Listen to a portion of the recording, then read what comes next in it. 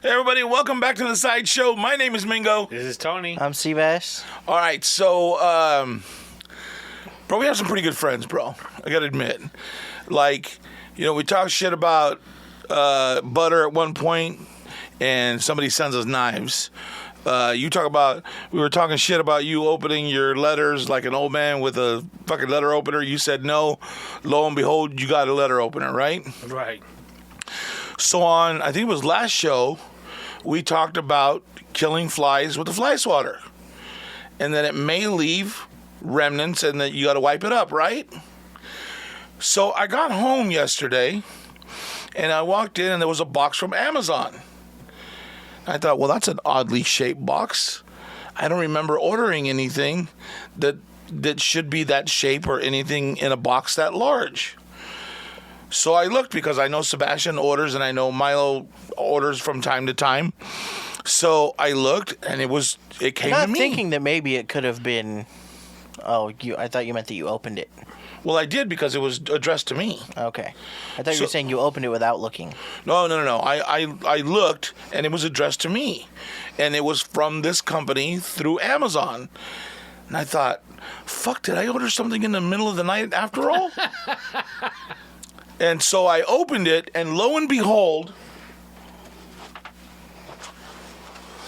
this was in the box. Bug assault? It's called Bug Assault 3.0, the original salt gun. It's like a bug-killing Nerf gun. Yeah, it's like a Nerf gun that shoots salt for killing bugs. And I laughed because as soon as I saw it, I fucking knew it was Manny. Of course it was. And so I called him right away to thank him, and he wanted me to let you know he bought us each one on the same day. Yours is having some sort of shipping issue. That shipping issue came to fruition today. Oh, you got it? I got the issue. Oh. So what happened? What's the deal with it? Well, first, before I got home, he sent me a video of like these flies on YouTube, like these flies, and they're like getting shot. It looked like by air. Right. But that's all the video was just different flies getting shot by air. And it said bug assault. Right. So I even replied to him with the WTF because I don't know what it is. And he didn't respond. Really? Yeah. So I was like, all right, whatever. So when I got home, there was like you said, it was an Amazon box. And I don't remember ordering anything, but my kids have been ordering stuff, having it sent to the house because they're coming down. Right. That would make sense. And but it was like it was addressed to me. So I opened it. My old lady's like, hey, you gonna open it? I said, sure. And I opened it. And inside the box was an Adidas box, Adidas shoes. So she's like, did Manny send you some shoes? I said, I guess so. I don't know why he would. So I opened it up, and it's size 7 women's Adidas, kind of like a slip-on shoe, if you will. Right. With like either cheetah or zebra print, black and white. Oh, you got your new work shoes. That's kind of what I was thinking. Like, give these a try. So I was like, but they were size 7 women's. So I'm looking at the box, and on the box where the sticker that had my delivery, there was another sticker under it. Oh, shit. And I kind of peeled it back, and sure enough, it was for a woman, Alexa, in Coachella, and it was from... Fuck it, let's just pull the full address on there. Yeah, right. It was from Amazon Fulfillment Center, Zappos, which is a shoe internet company. And I was like, so I texted him. I was like, yo, did you send me a package? He's like, well, what is it? Open it. And I was like, I did open it. I don't get the joke. And yeah. And I said, and I sent him pictures of it. And he was like, oh, they fucked up. So then he called me and he was like, yeah. Then he was telling me he about this salt that shoots this salt gun that shoots flies. Right on. So yeah. Hey, we'll look for it. We're gonna have some fun on the weekend. We're gonna go fly hunting. Although it's cold now, so I'm gonna have to leave the doors open and let them come in and then go for it. You know what I mean? Oh, that's fucking funny. Look at those shoes. Oh yeah, those are total work shoes for you. And like I said, So is that your wife's size? no. Do you have to send them back? Yeah, he actually set up the return Okay. already. He asked me to send them back. Well, I could just drop them off when I go to work tomorrow. You know, you might even get you a date out of it. What you talking about? Oh hell, that's fucking hilarious. You haven't even tried to use it yet? No, I haven't because I waited till today. That way I was hoping you had yours so I could show you, but I figured you were gonna walk in with yours because it was a day and a half later. So, but it didn't work out that way. So, but it'll be cool. It'll be a lot of fun. I've seen that video before too. Really? Yeah. He said that they bought one for his son, and when they go to the cabin, they let him kill like daddy long legs and shit with it, like little spiders or whatever. He says it works really cool. It's a lot of fun. All right on. So even that'd be cool to have in the backyard, like at pool parties or whatever. And if flies are around, hey, tell one of the kids here, go kill all the flies. Get away, you're bothering me. Or for your burgers, hey, you need some salt. Season them with your shotgun. How was your weekend? Did you do anything special? Anything happen? I know you had parties and stuff to go to, right? Well, this is going to be weird. Not weird, but it's a little odd. Okay. My mom's birthday. And it was my mom and my nephew. So what day is her birthday? That was Wednesday. The what? 15th, right? 14th. The 14th? Yes. Okay. So hers was is it 2 the days 15th? before Milo. Damn. Oh, See, now, you're no, right. it is the 14th. Okay. So we went to her house for dinner. Okay. And it was myself and my wife and my brother, his wife, and my nephew and my mom and my grandfather were there. And my mom, one of her favorite foods is Kentucky Fried Chicken. Okay. So we decided to have Kentucky Fried Chicken. Did you guys go to KFC? My brother went and picked it up. Oh, okay. Okay. So we had it. We sat down at the dinner table, and the buckets were there. So it was like an old style family dinner. Commercial. It was just like a commercial. And can I tell you, dinner was so good. We loved it. It was like, dude, I can't explain it. I've had Kentucky Fried Chicken for dinner. Right. But it's always, you get your individual little box that you order, your 2-piece or whatever it is, and you're sitting in front of the TV, and you're eating whatever. Right. We were actually at the dinner table with two buckets, like it was a double family meal, let's say. Right. And I don't know if it was like one of those things mentally. You know how when you do something like that, you don't want to have the last one in case somebody else has. Right. So it's maybe you're still a little hungry and there's really not that much left. Maybe because it was an abundance of the food that we were just grubbing. Nah, I think it was just the nostalgia of it, dude. Yeah, it probably was. You know what I mean? And let me tell you something. I can't stress enough. It was so good. And I bet it was great conversation. Everybody was laughing. It was. No, I'm just saying like that. Yeah. Because it's those things that make an ordinary meal like that out of the ordinary.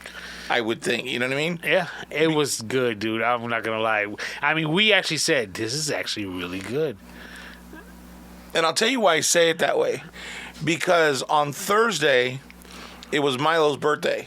So we took him to Las Cazuelas Terrazas there in downtown, right? And,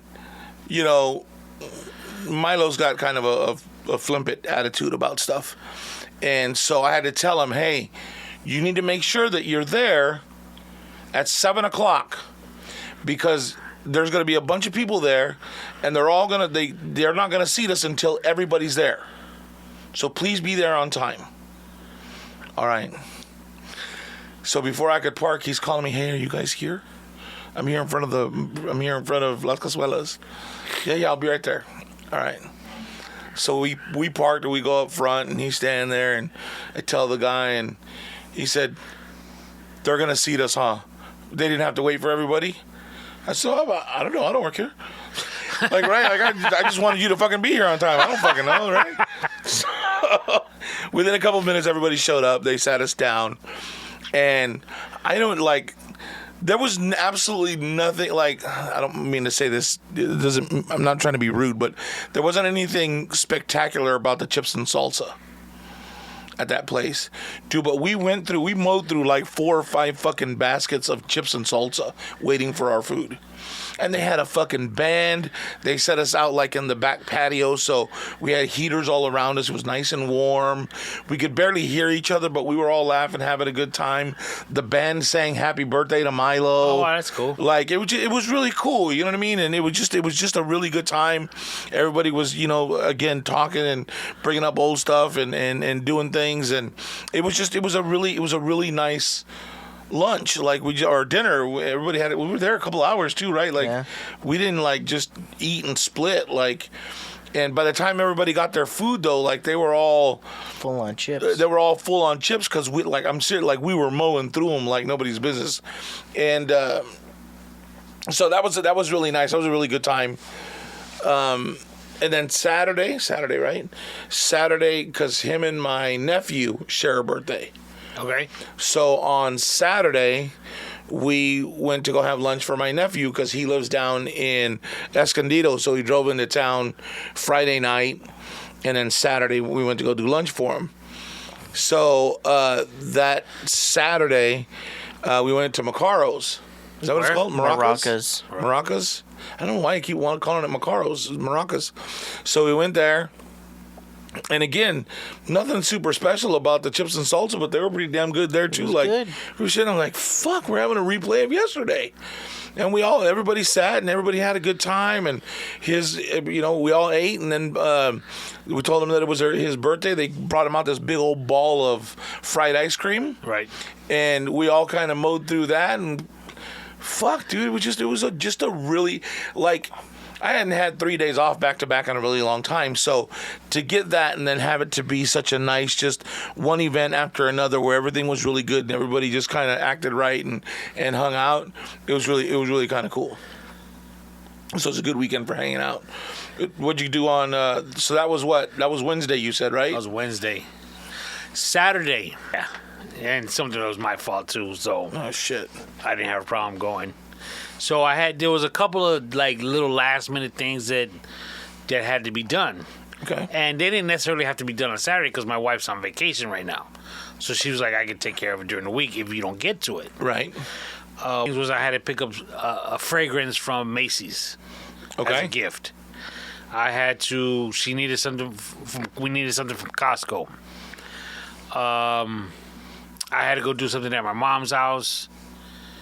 And she wanted me to pick up if I was out.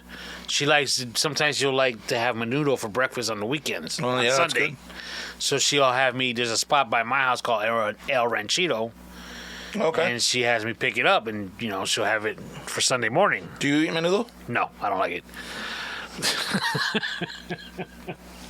The real question is, have I ever had it? Yeah, right? Have you ever really tried it? No. Oh. You're not missing much. So, I went to work. Oh, and she also needed a gift card to the spa for a massage at the casino. Okay. Right over here. So I went to work. I went to the bank. And I was like, you know what? I'm going to go get her the gift card. And Costco's right across is right down. It's not too far around the corner. Mm-hmm. I might as well go all the way to Macy's because I'm halfway there anyways. As I told you before, I may have told you, I don't like shopping. I don't like going in the stores. I don't like me driving here. Is pushing it. You know what I'm saying? Like I don't like going anywhere. It's too far. Right. Palm Desert. Oh my God. Dude, it took us 3 different times to go to Palm Desert or 3 different tries to go to Palm Desert, and we finally went this week. And fuck, we gotta go because I'm not gonna have any other time this week. We gotta go. So I was at the bank. I'm in my uniform, my Skechers and all. So I was like, if I go home and change, I'm not gonna want to leave. Right. So I said, you know what? I'm just gonna bite the bullet. Hopefully, I don't see anybody that I know. I'm just gonna run low and roll. So I go to the mall. Ran into somebody you knew at every place. No. Oh. I go to the mall. I park outside of Macy's on the top floor. Okay. And there's a little bridge. Easy parking, right? Easy parking. And I was like, I hope the fragrance section is on this floor so I don't have to go downstairs. Oh, yeah, no. It is. It is? Yeah. I thought it was downstairs by the beginning where you walk in. No, it's upstairs at the beginning. Oh, okay. So my wife had sent me a picture of what she wanted me to pick up. Right. So as I'm walking through, as I open the door and I'm walking through, I'm going through my phone and I get the picture up. By the time I get the picture up, I'm kind of walking towards the fragrance area. Right. And me and a sales lady lock eyes. And there's a lot of people there. The mall was packed. Mm-hmm. So we lock eyes. This sounds like this story gonna get you in trouble, but go ahead. Dog. And she goes, like from a distance, she goes, "You need some help?" And I just pulled out my phone, and as I was walking to her, I'm just showing her the picture. I hate you. And she goes, "I know exactly what that is. I'll be right back." No, she was like, "Follow me." So, dude, there's people around this. She just grabs it. I don't know if it comes in different sizes, and she gave me the biggest one. But she says, she showed it to me. I was like, "That's it." She goes, "I'll ring you up right here." I said, "Perfect. Cash, credit, or Macy's card?" I said, "Cash." "You want to apply for a Macy's card?" "No, thank you." She goes, $149.67. "Would you like to raise it to $150 for charity?" I said, "Yes, I would." She's okay. That'll be $150. I give her the $150. She puts it in her bag, and I'm out. Dog, I was there less than 10 minutes. Wow, look at that. That gold card from your fucking ship trip is working on land, too, you don't even understand. I was on cloud. Dude, if I could have, I would have given her a 20. Why couldn't you have? Because I didn't think about it at the time. So, I'm driving. As I'm going to Costco, I said, you know what? Chick-fil-A's right there. I'm going to have Chick-fil-A for lunch. Keep in mind, I love Chick-fil-A. Okay. I've never been to the new Chick-fil-A. Because I won't wait in that line. Yeah. But you know what? As much time as I saved at Macy's, I got time to eat. I got time to eat. Dog, I was in line Chick-fil-A for 6 minutes, and I got my food. Wow. Dog. And this is like 11:30. Stars were aligning for you. Lining. I go to Costco. Until he saw somebody at Costco. I go to Costco. I park my vehicle. I'm walking. If you know how Costco is, along the building, there's handicap spots. Right. And there's like a little walkway between the building and those spots. Okay. And there's people always walking there slow because you get your older people and stuff. So I'm walking on the street side behind all these handicap cars. Okay? Okay. Going to Costco. From a distance, I see this old couple. They bought a mattress that was, rolled up in a box, Right. trying to put it into their truck. They couldn't do it. So as I'm getting closer, I tell them, "You need some help?" They look up, they said, "Yes." So I walk up, I grab that box, and I throw it in the back of their truck. And they're like, "Thank you." I said, "You're welcome. Merry Christmas." As I'm still walking, it's almost like, it was all in one shot as I'm still moving. I'm calling bullshit. What movie is this a scene out of? I'm telling you, I felt like I was in a movie. And I'm not going to lie. My day was going awesome at this point. Until? No. Oh, okay. I shouldn't even say it like that. I go to Costco, zip to exactly where I need to go, pick up the items, go to self-checkout. I'm out. I'm in Costco maybe 10, 15 minutes at the most. Go to my mom's house, handle what I have to handle. Last stop is... No, excuse me. I go to the casino. First, right? Yeah. They let me park in the front at valet so I could just run into the spa to get the gift card. get the gift card, run back out, boom, I'm gone.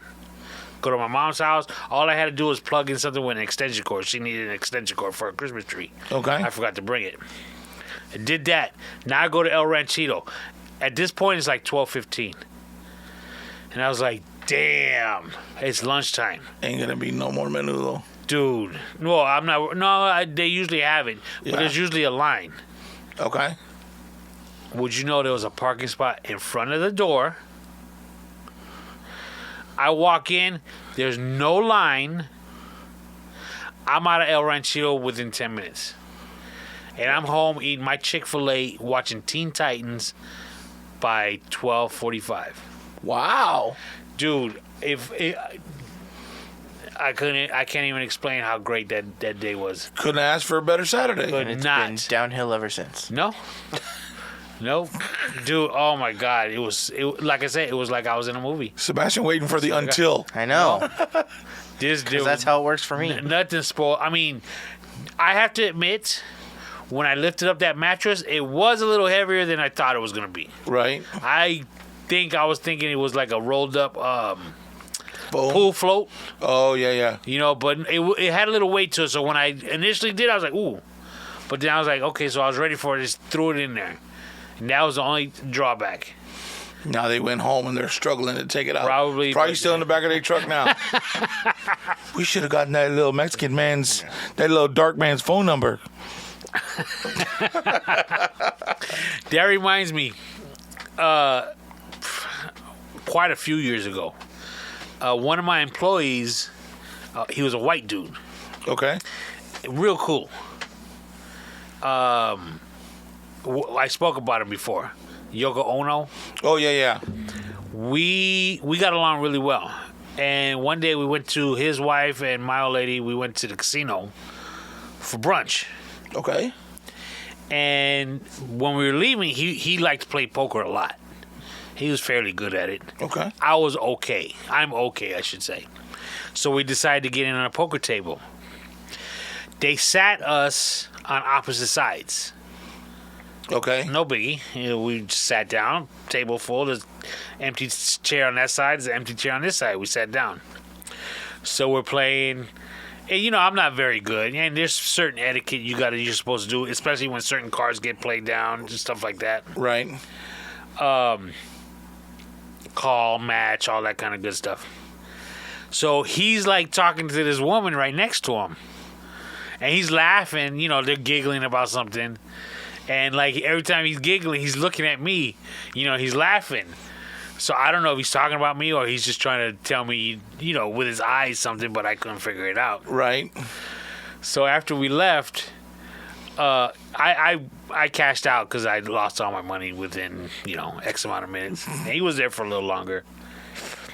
So when we were leaving, he was telling me that I was really messing up. And the people, like the guy before me, was like doing things to really mess me up in a sense. Okay. And so she's telling him, and she goes, "Look at that poor Mexican dude right there. He works all week, spending his paycheck here, and that guy's messing with him right there. That's not nice. I should take that guy out for that little poor Mexican guy." And then my buddy Adrian, he's like, "Yeah, that poor Mexican. Look at him. Look at him." That would have been some shit out of it. Oh, yeah, that poor little frijole over there. Probably don't even know how to say poker.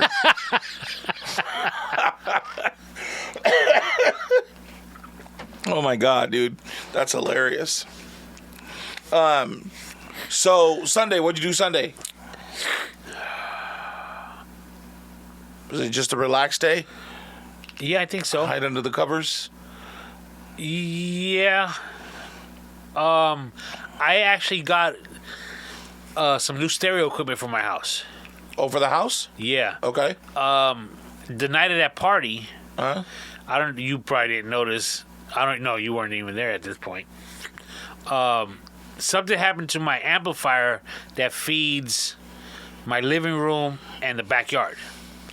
Okay. It's a dual zone amplifier. Oh man, I wish you would have. I wish I would have known, dude. Why? I have one sitting in the garage. Dual zone? Yeah, it's a Kenwood. Wi-Fi? No, this one's old, dude. So. I can control it with my phone and stuff. And I've been having problems. I've been having problems with it. Okay.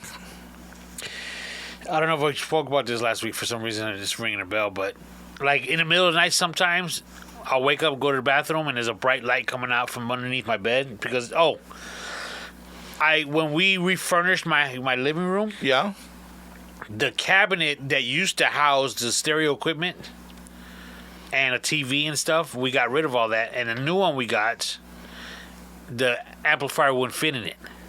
Okay. So behind that wall is my master bedroom. So my master bedroom shares a wall with the living room. Okay. So what I did was I drilled a hole through the wall. So you can run wires. So I ran the speaker wire. So my that amplifier sits actually underneath my bed. Okay. And I have another one in my closet for my master bedroom and master bathroom speakers. Okay. So there are times when I wake up in the middle of the night and there's a light underneath my bed because it turned on by itself for some reason.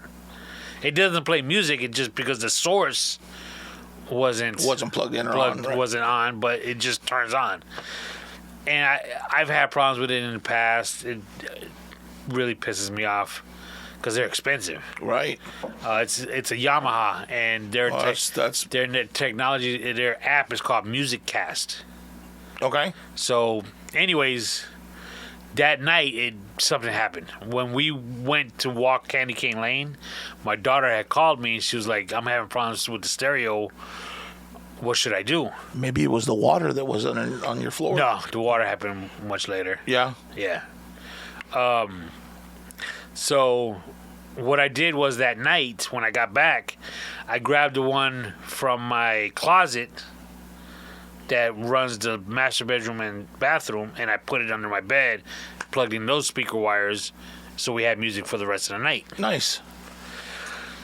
So I bit the bullet and I bought all new equipment. Okay. And you know how when you're looking, Googling things, I'm getting information and so forth. The brand I got, I bought them on for the living room and the backyard. I bought them on Monday, I believe. All right. Okay. Wednesday, somehow Google knows that I bought this, and they showed me an advertisement for a subwoofer for it. And I was debating on whether to do my closet amplifier as well, because there was nothing wrong with it. But why not? Why not? And I was like, if I'm gonna do that, I might as well get the subwoofer. Right. So I got the subwoofer too. And that was for outside? No, it's for the living room. For the living room, okay. And let me tell you, the difference a subwoofer makes. Oh yeah, dude. In sound, it makes a total difference. Yep. I cannot believe. Well, yeah, because you're listening to music without any kind of bass. There's no sort of beat reference. Well, you hear it in my ceiling speakers, a little like that. Little doves farting? Yeah. But, dude, and that first night I hooked it up, I was turning the woofer off and on to see the difference. And I was showing my old lady, so she wouldn't get mad that I bought all this stuff. But not that she did, but I was trying to what's the word I'm looking for? You were trying to sell her on it. Yeah. And which I didn't have to, but I was still trying. Right, I got you. And I was like, I'm like, I can't believe we've been in this house almost 20 years, and all we've listened to are these in-ceiling speakers. The question is, and I ain't trying to make you go buy nothing, but why didn't you change out the ceiling speakers too? It's been 20 years, dude. Oh, I've replaced them here and there because I've blown them. Oh, okay. Yeah, because you were trying to get bass out of them. You're probably right. Shit. But, dude, this difference in sound is incredible. Yeah. And you guys have high ceilings too, right? Yeah. Yeah, that makes a big difference too. Oh my That god. bass gets to bouncing around in that fucking... Dude, incredible. It's a mini subwoofer. Yeah. Oh, okay. So is it like a Polk or It's a... Sonos. Oh, yeah, those are good too, dude. Dude. And Sonos, it's usually like a 3-4 inch sub, maybe a 5 inch at the biggest.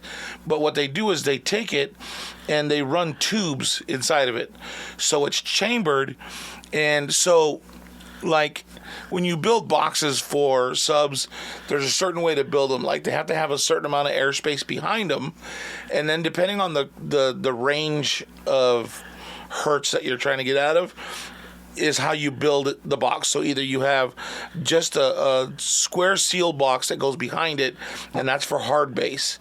If you want lows, you build one that's chambered, right? So, like the one that I have in my car right now, it's built for about 34 hertz, which is the like the shit you could barely hear, but you could feel that motherfucker. Okay. It's like that. So it all these different frequency ranges. So when they tube them like that, so like the box that I have, the bass should hit about, I think if I remember correctly, it's 42 times before it comes out of the port. So one bass hit goes here, comes with the woofer moving, hitting the wood, coming back, firing up, firing down, and there's videos that show you how it fires and how they measure the amount of times that it hits before it comes out of the port and create that sound. So that's kind of what they do with those little ass speakers, and it's amazing. Absolutely amazing the sound they get out of those little things. Dude, my living room is like a club now. I'm not going to lie. I'm so impressed with it. Yeah. And I'm so disappointed it took me this long. Well, I've thought about getting a woofer before. Right. But it always would have had to have been in an area where the amplifier was. See, this is wireless. Oh, yeah. Because it's all done through Wi-Fi. Right. So you just need an outlet. So I actually have it plugged in on the opposite side of the room. Nice. Where it's like, it'll look nice there. Right. Or hidden at least, right? Yeah, dude. Oh, and now because my kids' rooms each of their room I have a Sonos speaker in it. Oh, okay. So now that everything is Sonos, I can play every single speaker in the house at the same time. At the same time. Oh, that's nice. Dude, incredible. That's really nice. Technology is crazy. Yeah, it's amazing how far it's come along. Yeah. You know what I mean? Remember, we're talking, we've been through fucking all of it from, hi-fi to fucking whatever came next. And you had from 8 tracks to 33s to the little 45s, yeah. right? And then you go into, now we got cassette to CD to like all of it, dude. Like we've been through all of that, and all the way to MP3 and whatever the fucking Apple uses. So we've had the best of every generation as far as how music is played. You know what I mean? Just crazy. But yeah, it's amazing how much just a little bit of bass, just a little oomph, and makes such a huge difference. I used to have stereo equipment that had the big speakers, that had the little whatever 10-inch woofer on it. Right. And it sounded great. But now I understand when they describe music as being warm, the warmth of it. Right. I get it now. Right. I've never had a subwoofer for a stereo system before. I've had, like I said, big speakers. Right. But I've never had a separate subwoofer. Dude, it's incredible. Yeah, because back in the day, like high school, you had to. And if you didn't, you had to figure out a fucking way out to get a Sherwin Vega speaker. Yeah. What about MTX? No, for home. I'm talking about for home. Like it was just a Sherwin Vega, because you'd go in and they'd have the big house speakers or Techniques. Remember, because Techniques was big back in the day. You know what I mean? Yeah. And Techniques had like the little 8 or a 10-inch, and then they did 2 8s or 2 10s and tweeters and all. So yeah, like back then it was just about fucking just make it loud, bro. I don't care, just make it loud. And then they turned around and they started doing these little fucking those little shelf speakers with little 5-inch subs on them with these little stereos that were, 50 watts, but man, it filled the room, and the room just it just changed because you're right. It was so warm and so different, and you're probably, when it comes down to it, you're probably a real purist when it comes to music, and you don't even know it. You would probably rather listen to a record than a digital recreation of a same song from our era. You're probably right. Because you like that little yeah. You know what I mean? Just that little crackle. It makes it, that's what gives it that warmth. It gives it that reality. You know what I mean? I like that too, especially when I'm listening to like older shit. Like when I listen to oldies, I won't get the new reproduce shit. I have 45s I still play, or that I'll download and record onto there because I like that. There's something about that little. It's more of a. It takes you to a time and a place. Along with the music, than if you were listening to a digital clean copy of it. You know what I mean? Yeah. Like it takes me back to being, 10 or 11 and fucking around with my older sister because she was putting on her chola makeup and getting ready to go out, you know what I mean? Or getting ready for school. And she's playing La Sad Girl or I'm Your Puppet or some bullshit, you know what I mean? Like 18 with a Bullet, all that bullshit. But yeah, dude, like music is so... It's magical, dude. Today I was doing some rapping in my dining room. Gift wrapping, okay. And I had the stereo going. But the dining room is kind of enclosed, if you will, from the rest of the house. Right. And so I could barely hear it. So I'm looking around. How could I put another speaker in there? My old lady, this is the first time she's hearing it, so I'm trying to figure out how to work a speaker in there now. That's fucking hilarious. Just buy a Sonos and put it behind a, like you have shelves on there, right, with pictures on them? Yes. So put it behind the speaker, and then when it comes party time, just pull it over a little bit so it's not behind the speaker. I need power. They got to get me plugged in. Oh, so those aren't where you don't have wireless ones? Wireless Sonos?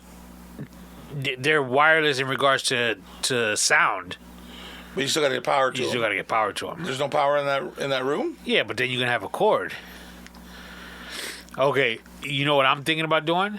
You know those... the TV soundbars? Yeah, the soundbar. Mm-hmm. Maybe get an electrician to get me power like above one of the walkways and mounting it up there. Well, don't you have a you have a TV in that room, right? In the dining room? Oh, in the dining room. Oh. Dining room.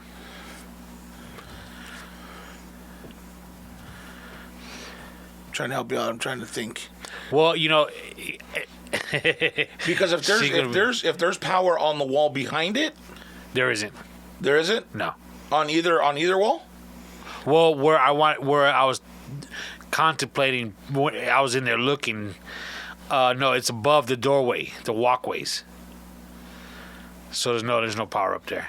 Okay.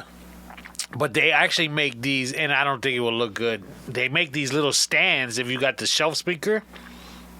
Right. Like my kids have the shelf speakers. Okay. They make these little stands that attach nicely to an outlet. So like you remove the faceplate of the outlet and you put their faceplate on there, which has like a shelf right above it. Oh, okay. But they sit low, because that's where the plugs are. And you don't want kids messing with it. Yeah, well, I wouldn't worry about that, but it's just, if I'm gonna do it, I might as well.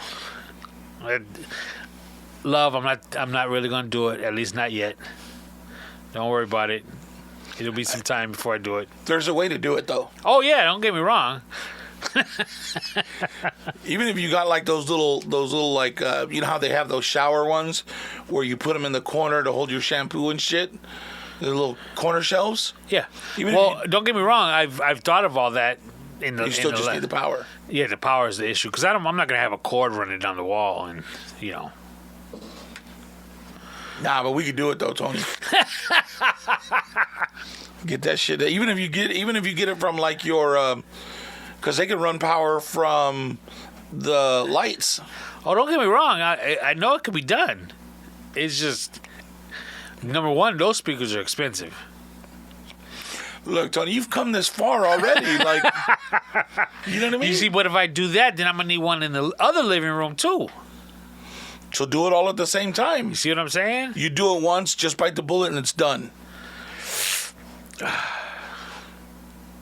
In all actuality, when you really think about it, Yeah? the living room and the front living room and the dining room share a wall. So if I got power to that wall that's shared, if I put an outlet up high on that wall, Right? I can mount on both sides and have power right there. Right. That's where the speakers would go.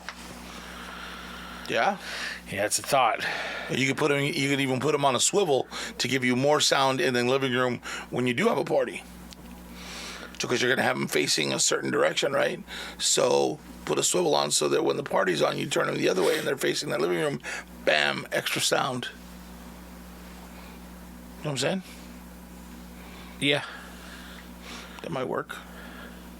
it's worth a try. Might be the way to sell it. I'm just saying. Just trying to help you out, pimpin'. Other than that, my weekend.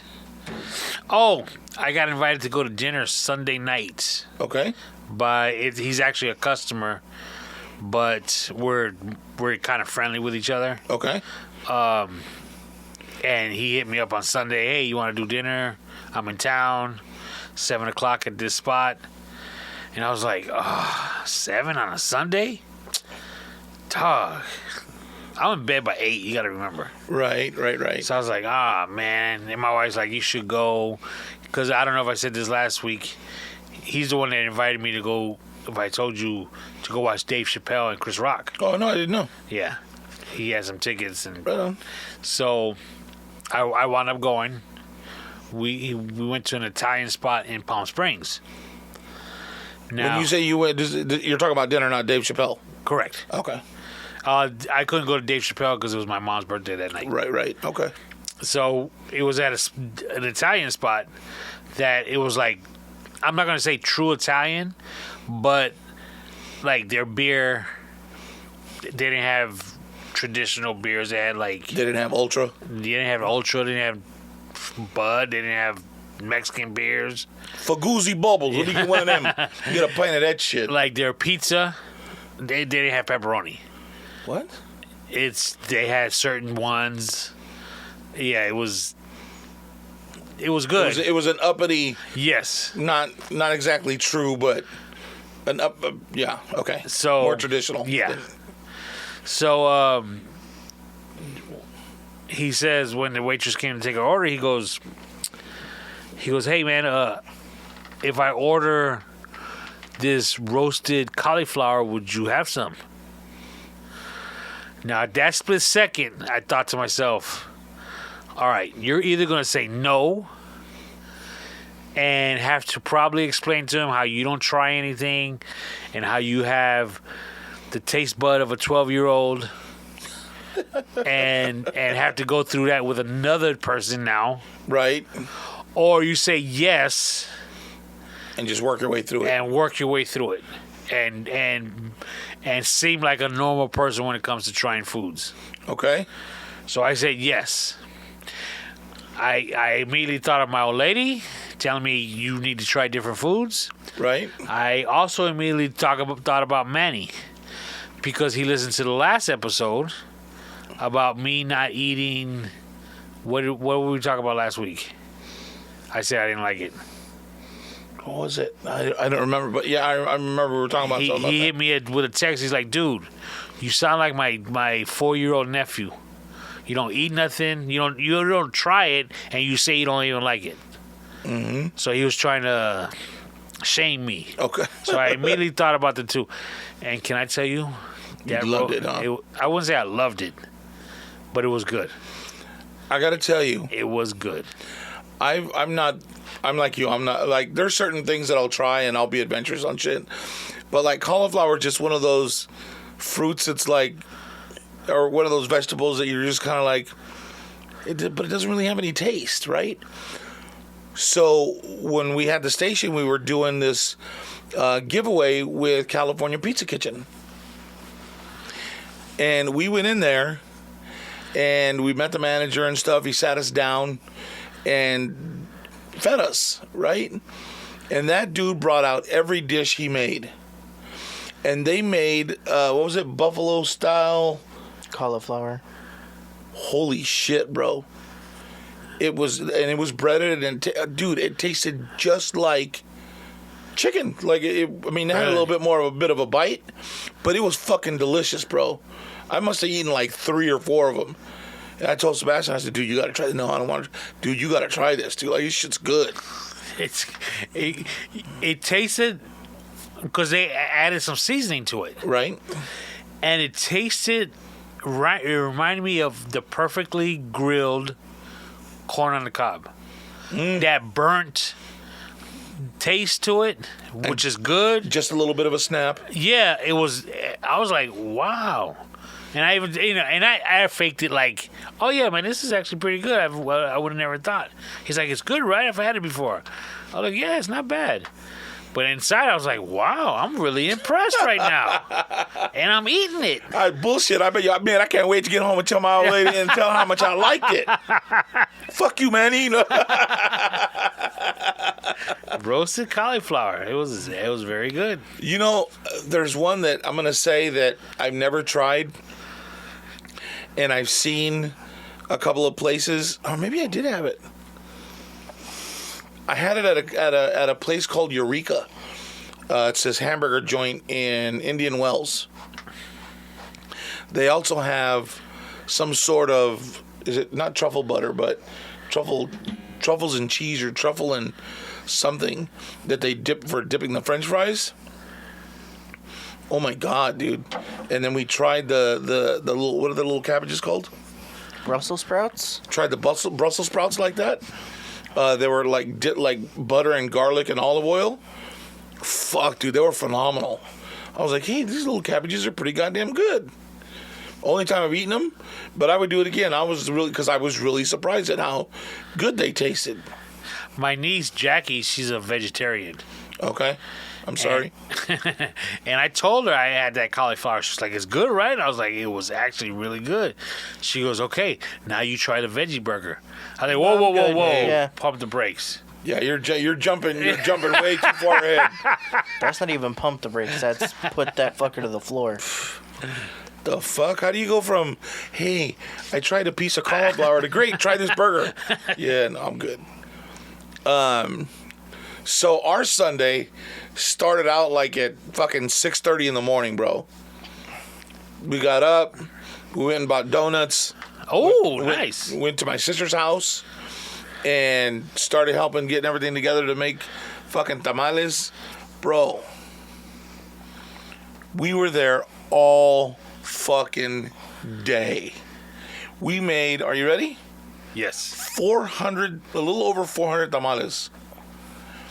So we made 200 pork tamales. On purpose? We used 50 pounds of masa. 50 fucking pounds of masa. That's a shit ton of fucking masa, bro. So we did, I think it was just under 200 pork ones. Now, when you think about it like that, that's a lot. But then you break it down like there's eight heads of family, right? So my nephew, my brother, my sister, myself, there's 8 of us, right? So we figured, okay, so there's 8. That's probably about 24 a piece. So 2 dozen each. So when you break it down like that, it's not a lot. How many did you make again? 400 altogether. No. Of the meat ones, 200, almost 200. That's like 50 a piece, isn't it? 50 a head. But there's 8 heads of family. So if you go 8 into 200, that's what? Oh, okay. I was thinking the 400 total. Right. So then we did another 180 of bean chorizo and bacon tamales. And those are, fuck, bro. They are so, like, for breakfast, you heat one up, throw an egg on it, or you could throw it down just like that. It's like a fucking Mexican protein bar, dude. It's bomb. So then, of course, we made about 3 dozen of my peanut butter and chocolate chip ones. Did you have you guys had tamales for breakfast ever since? We didn't bring any home that day. We had a couple tamales there before we left. Dude, we'd been eating all day. I killed 4 the second they were done. Yeah. We were just waiting for it. We just need to eat, and then we're going to go home. Came home, took a shower, and I fucking passed out, dude. Because I had to go to work the next day, and I was fucking tired. So the first 200, because they're the pork ones, we tie them. So we tie each end, right? The next ones, the bean ones, we just fold them and cook them that way. And the same with the peanut butter ones. So we came the next day when I got to work. I stopped and picked some up. I came home and heated it up, made a couple eggs. I was like a fucking kid in a candy store, bro. Last night when I got home, I heated up 3 more. It's just like, man. But you get that small window. But that's why we only make them once a year, because we make so fucking many of them. Most family will get like, a shoulder during mid-season or whatever, and 5-10 pounds of masa. And they make themselves tamales for a couple of days. No, we make them. If we're gonna sit and make tamales, we're gonna fucking make them. So when you say you got pork, and then you got chorizo, bacon, and beans. As far as the chorizo and the pork, you got to cook that too. Yeah. Man. So you while we were finishing doing the pork ones, wrapping in, because there was 3, right? 3 women spreading masa. Yeah, spreading masa, embarrándolos. And then one putting meat and the olive, folding it, putting the other one, and handing it to me and Sebastian. And me and Sebastian were fucking knocking them out. Bam, bam, bam. And then while we're doing that, my brother was cooking the bacon. Then he got done with the bacon, then he cooked all the chorizo. And then while my sister was putting the pork ones in the pot to start cooking them, he was heating up the beans. And then by the time the pot was on the stove for about 5 minutes, they were mashing up the beans already, added everything together, mixed it up good, blah blah blah. They made it a little bit more masa, and then by then the stuff had kind of thickened up a little bit, because it's loose when you're cooking it. The beans get a little loose when you're cooking them. Well, especially we put like bacon fat in there, and then all the fat from the chorizo, like. Yeah, so these aren't healthy bars by any chance, by any stretch of the imagination. And then they add all that stuff and they mix it all up, all the bean, chorizo, and bacon. And then so once it cools down, the masa's ready, and then they just start spreading those and put a little bit of the bean mixture in there, fold them, and keep going. And then once those are done, they go right on the stove. Man. So yeah, and we didn't cook them all. She froze some, because they say that you're not supposed to. They say they're better if you have extras, not to cook them and freeze them. You're better to freeze them and cook them later, because then they taste like better than the day that you make them. Because now they're frozen, and because they're cooked and they're steamed, they're thawing out slowly, and whatever's frozen in there, that's giving it extra steam, so it cooks faster, and it makes them moist. Well, I think like hamburgers, like homemade hamburgers. Yeah. I think they're better the second day if you put them in the refrigerator. Because all the fat and stuff. Oh yeah, that sounds good. And then when you heat it up, it cooks it again. That sounds good right now. I don't have any leftover hamburgers right now, though. It'd be all fresh ones, so we can manage those. Oh, shit. So, yeah, man, that was a hell of a day, dude. I think we didn't finish till almost 6:30, 7 o'clock. Yeah. Something like that. It's fucking crazy. And then I had to stop in the middle of it to do the company did their annual, like, Christmas gathering party or whatever they do, because ever since COVID, they do it online. We don't meet anymore. Before, we'd have like a Christmas party somewhere, and we'd have to get dressed up and go to that. But now they're just doing it on the computer, and they give out prizes, and now they're paying you to go. So I'm like, fuck it, I'll be there. I'll attend. So, when you used to have a Christmas party, would it just be your office? no, it'd be all the region. So all the 11 stores that work together under the same manager would go. One year we had it there at the casino, and at one of the casinos there at Saboba, at one of their little, they have these little off-site places where they have like small ballrooms, Right. and they had they have a little bar area and shit like that, a little patio where you can sit out, and they have like little fire pits out there, so you can sit at your table and talk and bullshit. You can be inside, and so we went and got drinks. We didn't want to go back into the company party with drinks, so we all sat out there and had a few drinks. But it was nice, dude. It was good. So it was good to be able to do that, knock that out real quick, and then I came back out.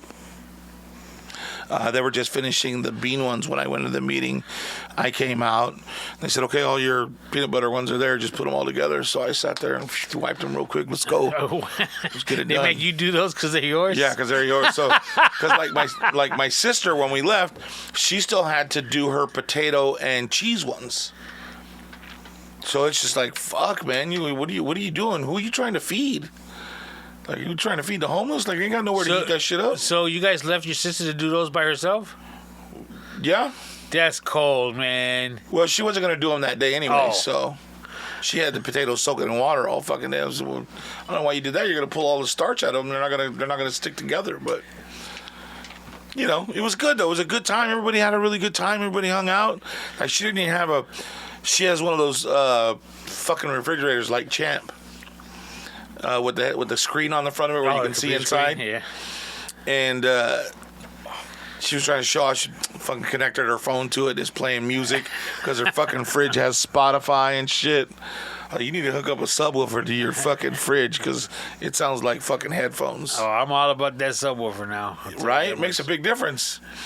You add one to your truck? My daughter, she her work had their Christmas party Friday. The office is in a building where they rent, let's say, a floor, if you will. Okay. And so there's other companies in this building. So I guess downstairs or one of the floors is like empty space. Conference room? Yeah, maybe? or maybe that you could rent. Okay. So they rented out that floor or what have you for their company party, and she's on the committee that puts it together, and they kind of let her run the show in a sense. Like, oh, nice. So she put it all together, and it turned out really nice. She said they really partied after all the bosses left, though. So I picture like the movies where the Christmas parties are, the office Christmas parties, Oh, how they yeah. get crazy. So that's probably how that went. Did you go to the Christmas parties when you were young and working? Yeah, but they were nothing outrageous. And come on, dude. We were working during the 80s. There had to have been cocaine flowing through somewhere in your work. No. We graduated in 89, kids, so it was like the 90s. There was cocaine in the 90s, too. Shit. No, my work parties were never anything special. Now, you've worked for a few years now. Have you gone to any of your companies ever had, like, a Christmas thing or anything? I went to one at Panera, and I'm sure I probably went to one at Red House. But yeah. That's it? Yep, that's it. Nothing spectacular? Nothing like they didn't drink or anything like that? Not yeah. inside. So everybody was drinking out in the parking lot? Not everybody. All right. And I think this was right before I had become a manager, or I was in the process of it, because they had invited me, like this small group of people that I was friends with there. They had all invited me outside, and they were like, hey, we need you to come look at something. All right, I'll be right out there. I want you to look at the bottom of this bottle with us. Pretty much. Wow. So we just drank in the parking lot. And that was it? Nothing crazy? Nobody went, no party after the party? We were all there after everybody had left. We were all there in the parking lot for about another hour and a half, just killing White Claws and the bottle of rum that they'd brought. Oh, and this is here in town. It wasn't in Tehachapi. No. I was thinking Tehachapi. I was like, God damn, you guys kicked it in the parking lot in December in fucking Tehachapi? Woo! I remember the first Christmas party I went to for work was when I worked at Palm Springs Savings Bank, and I was still going through the ROP program or whatever. And this lady, nice, super nice lady, dude, her name was Kelly Hoover, really pretty woman, and she asked if I was gonna go. I was like, I don't know, dude. I said, I don't know. She said, why? What's wrong? I said, listen. I said, I'll tell you, but you can't fucking laugh at me. I'm gonna tell you something that's like super, like, for reals. And she said, what? I said, I don't know how to eat with fucking forks and spoons and knives. I said, everything we do at home, it's either finger food, like tacos, hamburgers, or we use tortillas. Unless you're all going to have tortillas there for your fucking duck or whatever they're going to fucking serve, I'm not going to know how to use that shit. Like, I mean, obviously, if there's a spoon in their soup, I know how to get the soup on the spoon and in my mouth. I'm just saying, like, I don't, you know what I mean? Everybody, there's different forks for different shit, like all that. That's not how we eat. So I feel like I'm going to be, you know, people are going to be like, what's wrong with you? Don't even know how to hold a knife. She said, you are right. You sit next to me and I'll show you how to do it. All right. So I fucking went and I sat next to her and she said, got it? Yeah, I'm good. I got it now. But it was like, fuck, you don't realize it, right? So like, because I started thinking about it, like, well, fuck, we don't, everything's a fucking tortilla or you know, cereal with a spoon, ice cream, a spoon. Yeah. You know? Do Puerto Ricans eat arroz con leche? Yes. Yeah? Just with cinnamon and the rice? Yeah. That's just bomb, dude. That's one of those nostalgic foods, too. Like, you get that, you sit down, that and some fucking freshly made toast. That's the best, dude. Man. My nephew, back to our KFC dinner, he used to work at a Japanese steakhouse. Okay. And he was saying, I don't know how much of this is true. I'm not saying it's not. That in Japan, like KFC is like uppity. It's not like out here you just go and get it. Right. So they actually, around the holidays, they'll like place orders. And they have to like place orders like a month or two in advance. Really? That's what he was saying, yeah. And that they love KFC out there, but it's one of those things that you can't really get it all the time. That's interesting. And he said one of his cooks was telling him the story that he was gonna miss having KFC with his family back home because it was coming into the holidays. So he had actually bought him like KFC around Christmas. I know it's not the same. Oh, that's crazy. What is there anything that Probably not. was traditional at your mom's house that you missed that we don't do here around the holidays? No. As far as, or even like treats that she made or anything like that, because she was really, her and your grandma were really good at making treats and shit like that. The only thing really that was different that she did was cinnamon rolls. Ooh. But even then it was out of the can. So. What, like the Pillsbury? You got to cook it, just bake it yourself? Mm-hmm. Those are kind of tasty. Yeah, but And they're not homemade. She would just do that like Christmas morning? Mm-hmm. All right. Ain't nothing wrong with that. I'm not saying there's anything wrong with that, but... Where'd you get the donuts from that you got that day? Don't tell me Krispy Kreme. No. Okay. We went to right here next to that Winchell's. Starbucks. No, Swiss Donut. It's called Okay. Swiss Donuts, yeah, right Swiss there. Donuts off the hook. Fuck, Swiss bro. donut and jelly donut. I like them because I like Krispy Kremes is cool, but there's nothing to them. Yeah. So you can sit there and you're 24 down and you're like, what? I had two, right?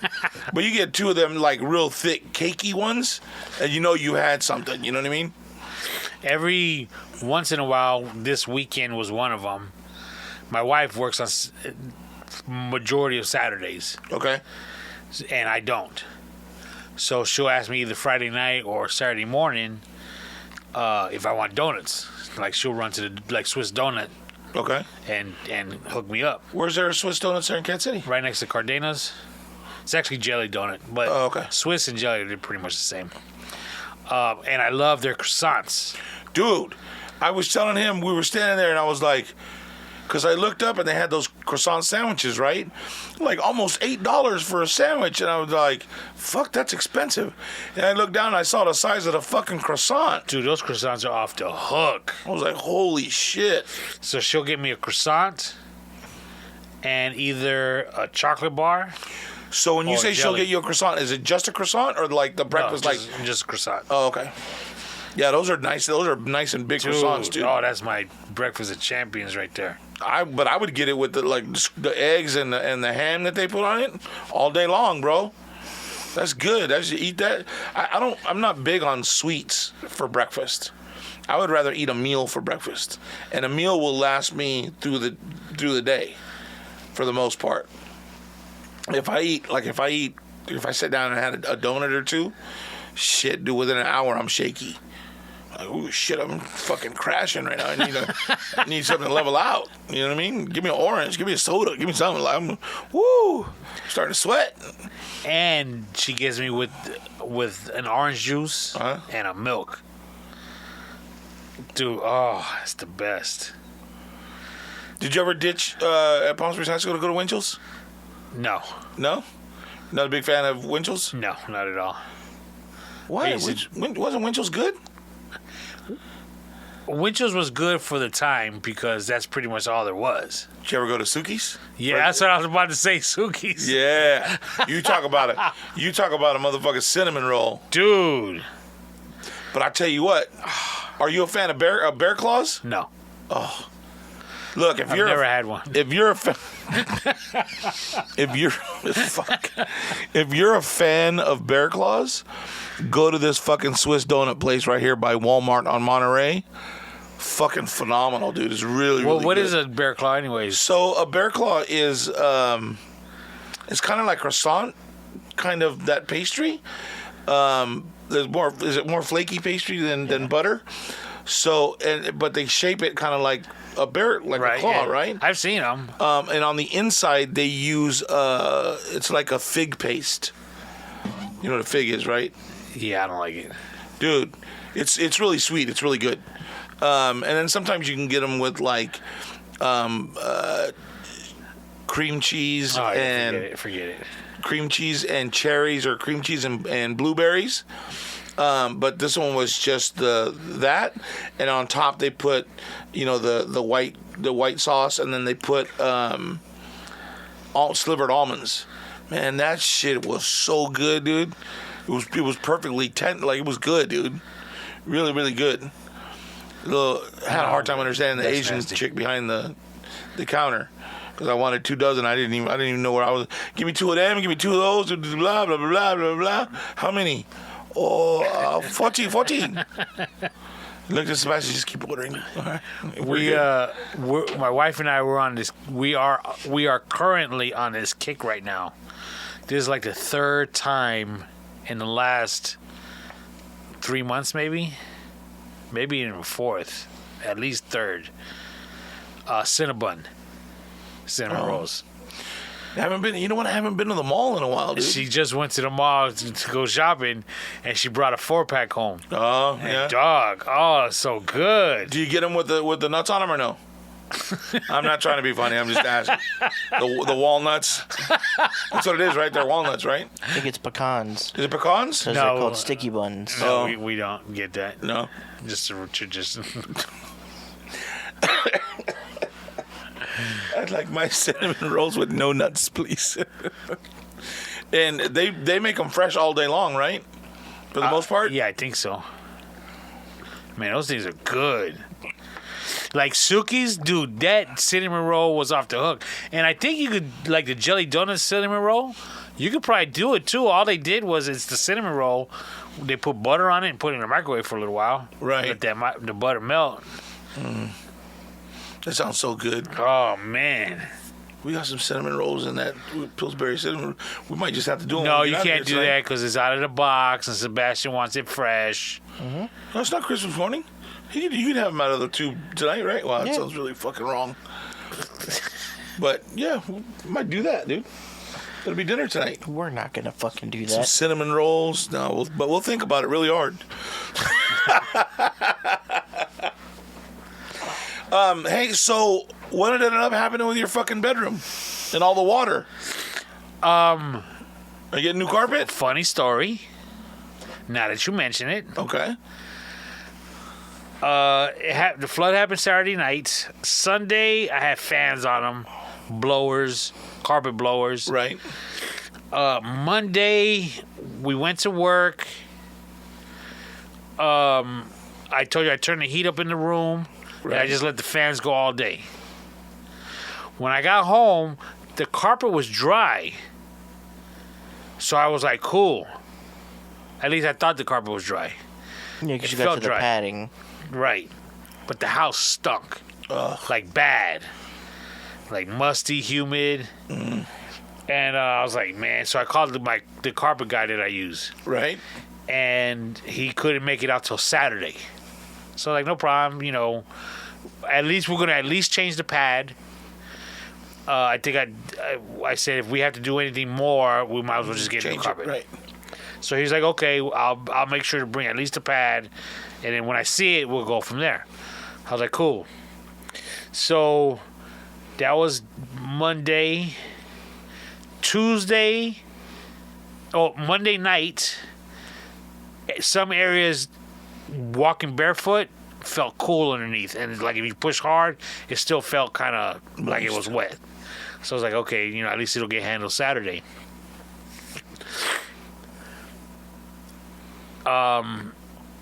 Tuesday or Wednesday, if you saw the picture that I sent of the carpet with the towels on it. Oh yeah.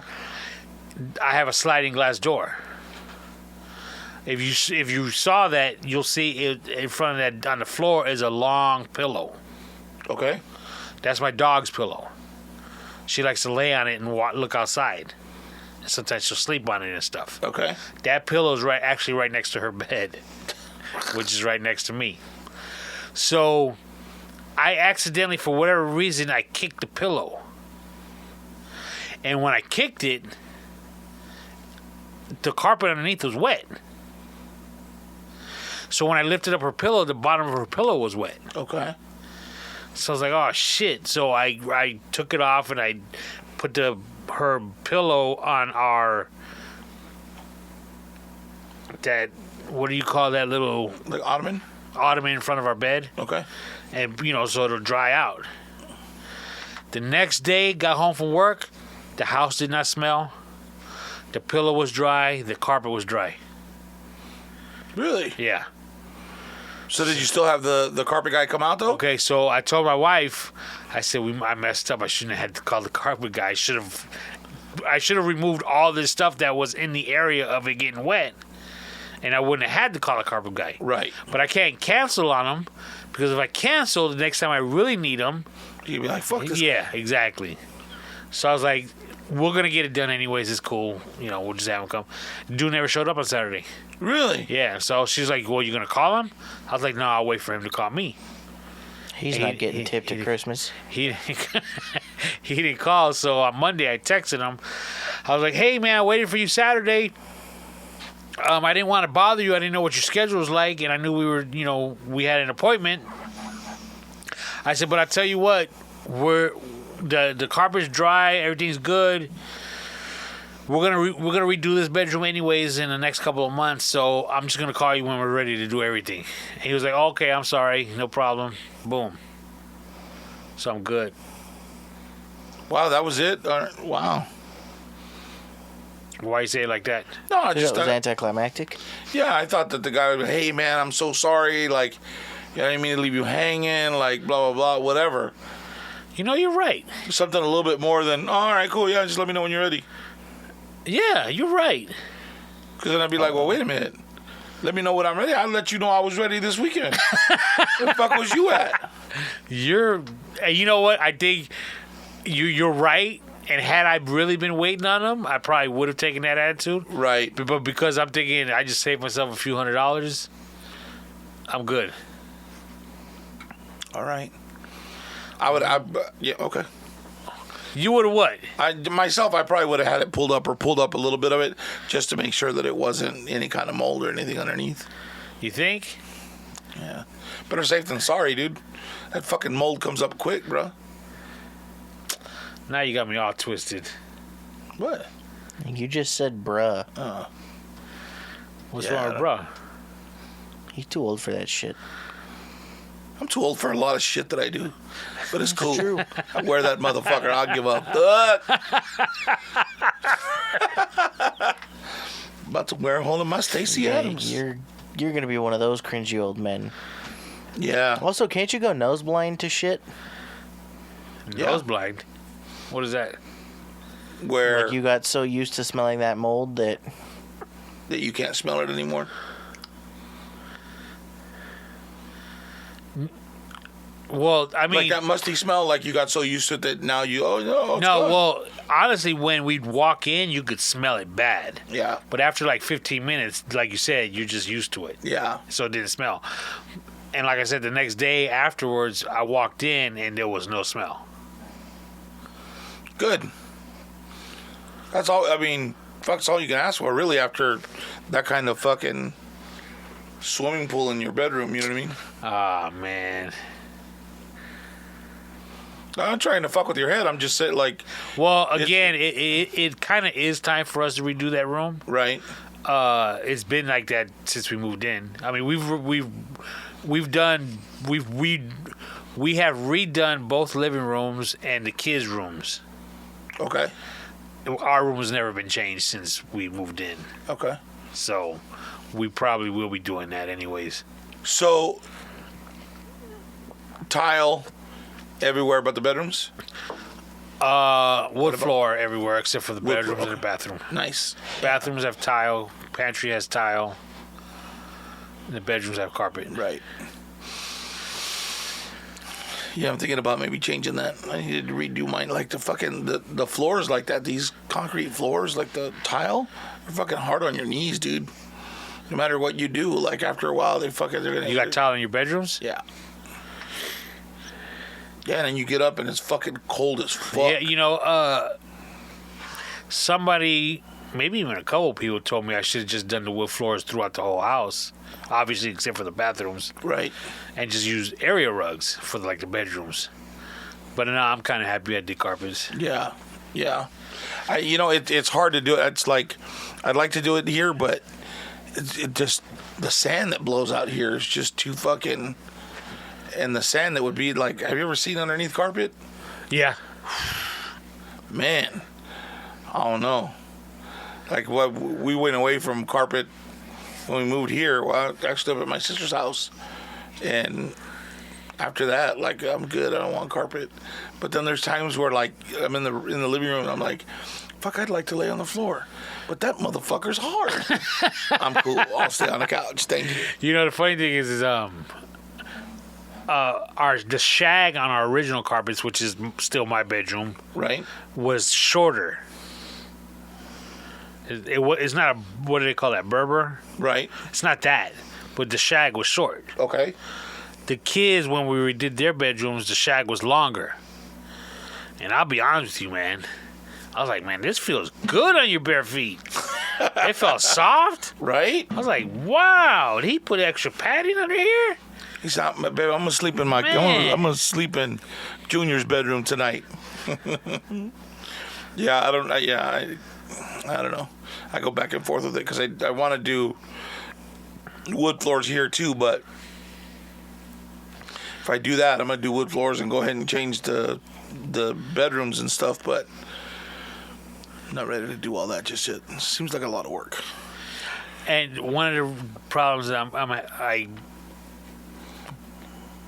one of the reasons why I'm debating on whether to do the room is because I have one of those paint books, Right. that has thousands of colors. Like there's like 40 reds and 40 blues and 100 beiges and. She can't make up her mind which one she wants. Both of us. I mean, it's like she'll leave it up to me, but it's like, oh man, you got to make sure to choose the right color because it's gonna be like this for a long time. Right. You know, you give somebody 5 colors to choose from, it's easy. You give somebody 2,000 colors to choose from, you're like, oh my god, what am I doing? Yeah, tell her here, narrow it down, and then I'll choose. That way, at least I know I'm in the right palette range. You know what I mean? Well, that's crazy, dude. My sister, when she just bought her second house here in Thousand Palms down the street from my brother's, and she went and had walls painted and did all that shit before she moved in. So it was nice because we did the tamales at her house, so there was no, there was no TVs, there was really no furniture, so we were able to just kind of spread out and do the tamales. We had an extra table in the living room for, snacks and food and all that kind of shit. So, but yeah, she had a couple walls painted black, which I was like, you're gonna do what? She haven't have, but bro. It looks really fucking good, and it brought out the other colors, that like the other walls are gray, and bright white baseboards and shit in the ceiling, and it really brings out all the extra color, or all the other colors. I'm like, oh, okay, I guess like that's, I don't know if I could do that, dude. Like that's ballsy. Black is a ballsy fucking color to put in the house. Yeah. Like Milo's room is fucking black and red. My room, I mean, it's still cool, don't get me wrong. It's like a really deep maroon wine color. Oh, yeah, they were doing that a lot. Yeah, I used to call it the color of amor. Oh, Christ. Because that's where the magic happened. Well, when I bought this house, and before I went with orange, I was actually going to do my room purple and do like purple curtains and a purple, a silk purple, with the fucking comforter and shit, and put all purple pillows. Be like, fuck. I said, because I bring home a girl, I want to be able to walk in that room and be like, you know what's going to happen, right? Baby, you know what this room is for, right? She'd walk in and be like, damn, you must be a real Prince fan. Right? See, that's right. I'm about to make your dove cry. And what you mean orange? You got orange? Yeah. Where? In my room. Oh, your room's orange? Mm-hmm. Well, the walls are gray, but I have orange curtains and I have an orange bedspread that I use sometimes. It goes between gray and orange, the bedspread. And then even in the living room, we got those 2 orange chairs, and the orange curtains coming out of the kitchen. Ivan, I just went to his house. They did a lot of work to it. His front door is orange. Really? And it's pretty nice looking. I was like, it really stood out. Orange was like a really big color for probably, so I've had the house 6 years, probably a good 8 years, dude. Really? Mm-hmm. I would have never guessed. And when I decided to move back here and I bought the house, all right, I wanted to kind of have that Rat Pack energy. You know what I mean? Like, bachelor pad, like it's a swinging place, you know what I mean? Like that's why I got those orange chairs like that with no arms, you know what I mean?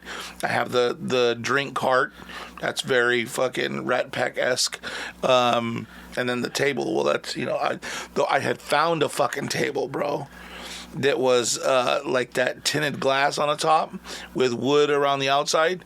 It was like an octagon shape, right? It wasn't round. I don't remember. I think it was more octagon shape, and it had the chairs where, you remember how they used to fold where it was like the letter, what is that, like a, I don't know, the back came down this way and then up, down, and then the legs. Oh, yeah. And it was just a circular tube, right? And they were that gold color, right? But the chairs were almost like an orange shag carpet. And I was like, that's the fucking table I want. And it was used. And by the time I fucking called them, it was gone, dude. But I was looking at, like, All right, I'm gonna ask you a question. I'm not gonna ask you if you ever went. I'm just gonna throw it out there because you probably know where it's at. You remember where Pope's is at? Yes. So there's down in that same area. If you go past where Pope's was and around that corner, excuse me, there was there's an antique shop there now, and that fucking antique shop is packed. Like, they got a lot of cool shit in there, right? And they had some orangey things that I wanted to buy, but their prices were like, they were antique in Palm Springs prices. Right. You know what I mean? They had some really nice shit though. It was worth the money. I just wasn't, I'm not that fashion conscious where I'm going to spend that kind of money for a fucking plate. His door, like, it's a solid door, but right in the center, framed, is frosted glass going down in the middle. Okay. And I was like, man, and then he's got the like the hardware. It's like, nickel, and looks like he's got a one of those electronic keypads. Mm-hmm. I was like, man, that looks nice. Yeah, that really stood out. Yeah. There was a house in Palm Springs on Caballeros that they were selling, and it was white, like that Adobe style, white, and the door was orange. And they had the fence out front was where it was like a white slat and then frosted glass, like the blue frosted glass, and then another length and then another frosted glass, and then the door. So it had that, but it also had they're called like Santa Barbara windows. Because that's where they use them, like they're beachy style, right? And those were orange on the outside. So, if you open them, it's almost like when they put the shutters on the glass. Right. They were glass from almost ceiling to floor, but it had little doors on them. So you open the doors and it lets a breeze through without you actually opening the front door. And those were orange. That fucking house looked dope, dude. When you say on Caballeros, when my wife and I got married, we were looking for a house. Okay. And our price range at that time, 96, was like 80,000. Okay. And so we had a real estate agent, and she sent us to go look at a few houses. And a couple of them were on Caballeros, north of Racket Club. Okay. And, I drove by them, and I didn't like them because they had a carport. Oh, they didn't have a garage. And they had, the fence was, horizontal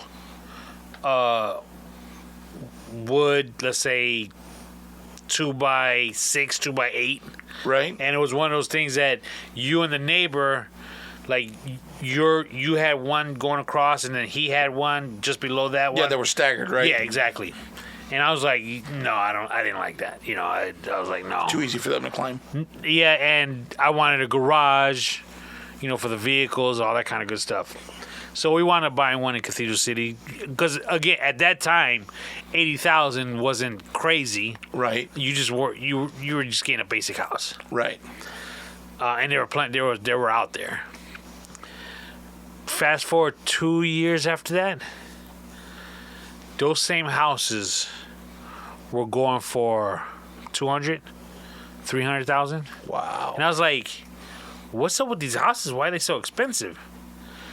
And I knew somebody who owned one. I actually was doing the guy's pool.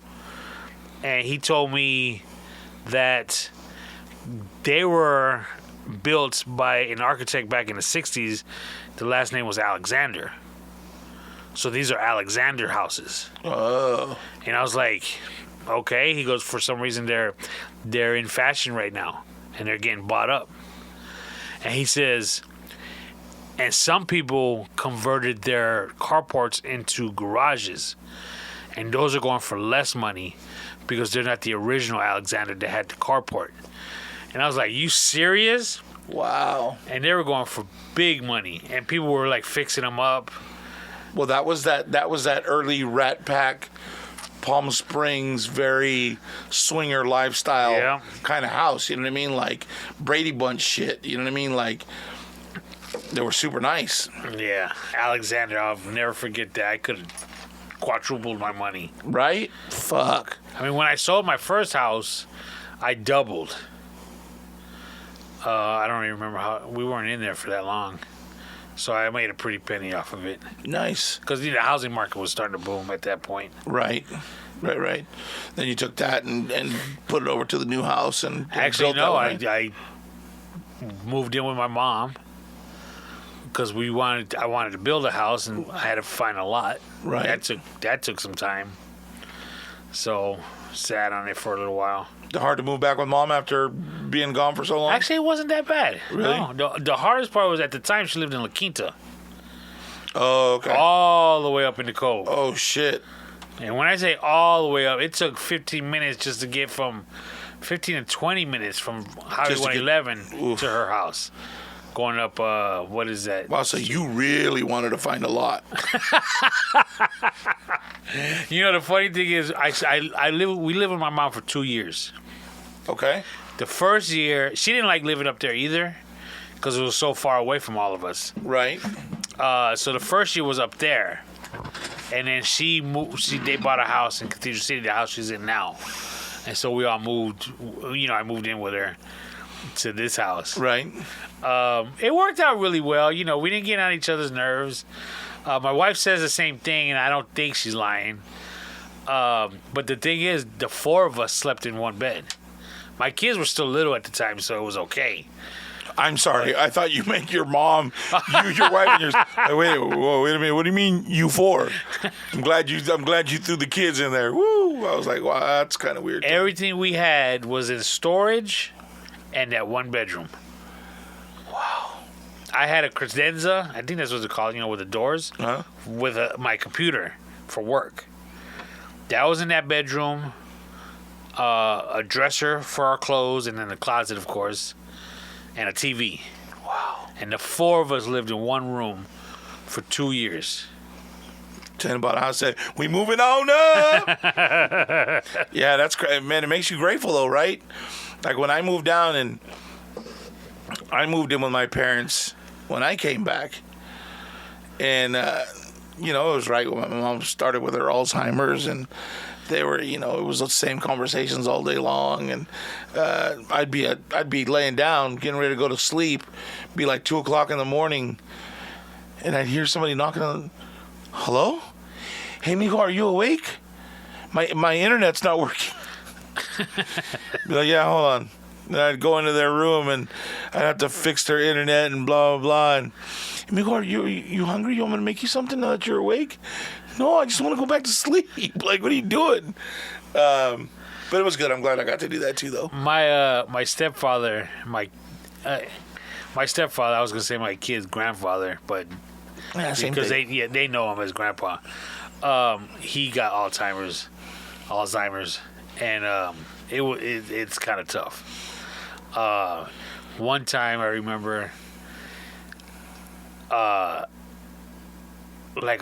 think it was like the Border Patrol agency called my mom. Okay. Because they owned both homes, the La Quinta house and the Cathedral City house. Okay. And he was supposed to go to the Cathedral to the La Quinta house for something. And he took a long time. And either a checkpoint or the actual border to Mexico called my mom and was like, hey, your husband's here. Somehow, I don't know how they got her number. And he's kind of lost. I don't exactly remember what it was, but he just kept driving. Thinking he was going to the La Quinta house. Wow. And you figure that's, 2 hours away? Yeah. And they sent him back. He came back. By himself? They just let him leave? Yeah. I think maybe when he got familiarized with, the location, he was all right. Maybe he missed the off-ramp and he just kept driving until it became familiar to him again. Wow. Yeah, I remember that. And then the rough part was he still had his bearings about everything because when he came back, my mom wasn't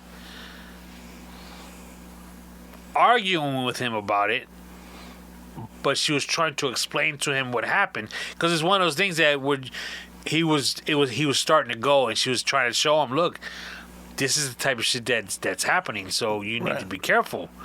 But to him, it was like, no, it's cool. I remember the argument was, I didn't go into Mexico, so everything's fine.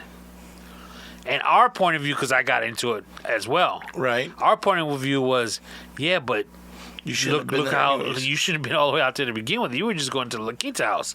He goes, it don't matter. It's fine. I didn't go into Mexico.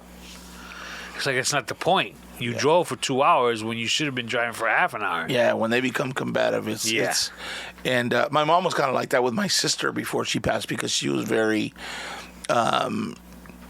she didn't like my sister telling her or having any kind of power over her. Like, hey, no, like this is what we got to do. Like, so then my sister would call, hey, you need to come talk to your mom because she's trying to argue with me about this, that. Okay, so I go, what's going on? What the fuck are you doing? Why are you arguing with her? Like, look, this is what's going on. You knew this is why we moved you guys here. You were okay with it. You wanted to come. I said, you have a house with AC. You don't have to worry about anything. You're in a gated community. You're safe here.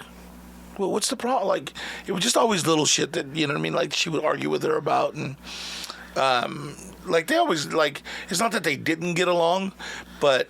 You know, like most parents and kids, they don't understand each other.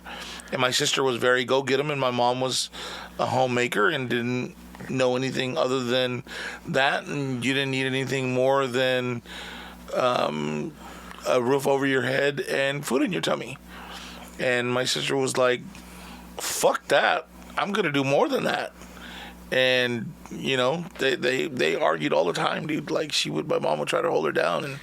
Were you the parent whisperer out of your family? Like, were you the one that always got called if something was going down? Yeah, probably.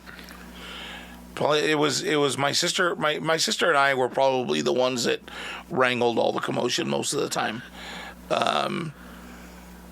She had a better, like, we each had different approaches. And sometimes I would do hey, well, it's, blah, blah, blah.